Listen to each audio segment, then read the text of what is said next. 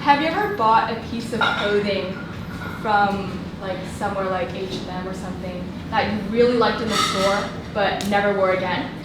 Or have you ever received a piece of clothing from a family or a friend and acted like you loved it but would never go out in public wearing it? At the end of the day, if you really don't like it, you can always just throw it away or give it to charity. This is the phenomenon of fast fashion, an approach to the design, creation, and marketing of clothing that emphasizes making fashion trends quickly and cheaply available to consumers. Like many of you, I was not aware that the cost of fast fashion lies far beyond the price tag. I wasn't aware that by buying into fast fashion meant that I was supporting one of the most polluting industries on earth, and one of the most exploited ones too. In order to really understand how fast fashion came to be one of the biggest polluters, we have to firstly understand what fast fashion really means. Now, up until the mid-20th century, fast fashion wasn't a thing. Instead, designers spent months and months creating just 4 seasons a year. Now, my mom grew up like many kids in the 70s who had a solid 3 outfits. She wore the same pair of jeans for years on end, and when she fell down and ripped a big hole in them, my grandma simply patched them up. And no, ripped jeans were not a thing back then. She bought new clothes only once a year during Chinese New Year. By contrast, we live in an era of 52 seasons a year, whereby clothing is so abundant and ridiculously cheap that there's almost no point in mending clothes when we can walk down to the closest mall to pick up a new outfit, or 2, or 3. We are treating clothes not as things we use, but things we use up. Buying into fast fashion is especially easy in a city like Hong Kong. Just take a bus down to Causeway Bay and you're bombarded with these big brands like H&M and Zara and Victoria's Secret teasing you with the big red sale sign. But we can't just point our fingers at these brands and say that they're the problem and we don't work in this industry. As Audrey Stanton put it, people debate what came first, the desire for fresh looks at an alarming rate, or the industry's top players convincing us that we are behind trends as soon as we see them being worn. Now, as I stand here, there are 75 million people working in garment factories. According to the International Labor Organization, 80 of these workers are women in their early 20s who toil hidden and unseen, grappling with low wages, sexual harassment, and a lack of upward mobility. These Bangladesh factory workers earn around 24.5 Hong Kong dollars a day.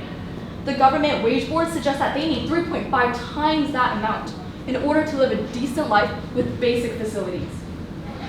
A 2018 US Department of Labor found evidence of forced and child labor in fashion industry in Argentina, Bangladesh, Brazil, China, India, Indonesia, Philippines, Turkey, Vietnam, amongst other countries. Now, the manufacturing companies are often competing against each other for the lowest human labor costs in order to appeal to these big brands. This forces the wages to decrease, the working hours to increase, and the working conditions to deteriorate. On April 24, 2013, the manifestation of this vicious cycle resulted in the collapse of the Rana Plaza, a garment manufacturing building in Dhaka, Bangladesh, producing for Western fast fashion brands. This disaster was one of the worst garment factory accidents in history, killing 1,134 workers and injuring more than 2,500. Now, Anna Akhtar, a 14-year-old garment worker and survivor of this Rana Plaza accident, says that her sister and her were told to evacuate the building by authorities the day before. But on the day of the building collapsing, they were forced to return back to the building by their manager. When the building collapsed, she was severely injured with her arm stuck beneath the rubble. In order to get out, she told a rescuer to cut her arm off then and there. And so they did. The safety and well-being of these factory workers could have and should have been considered. But sadly, for many of these manufacturing companies in developing countries, their priority lies in meeting the high production demands of fast fashion brands. I wish I could say that this was just one extreme case of human rights violation in the garment industry. But since the Rana Plaza incident, no fewer than 109 factory-related accidents have happened. It is through the exploitation of factory workers and children that fast fashion brands are able to deliver to us, as consumers, cheap clothes. According to the documentary River Blue, there are entire cancer villages alongside the polluted rivers in rural China, and children who completely lose their sense of smell just by walking through the tannery district in Bangladesh. This cotton shirt I'm wearing took 2,700 liters of water to produce. That's enough to meet the average person's drinking needs for 2.5 years. And the pesticides used to grow cotton are also extremely dangerous to the farmers and the natural ecosystem. In many cases, the soil become infertile after exposure to the chemicals.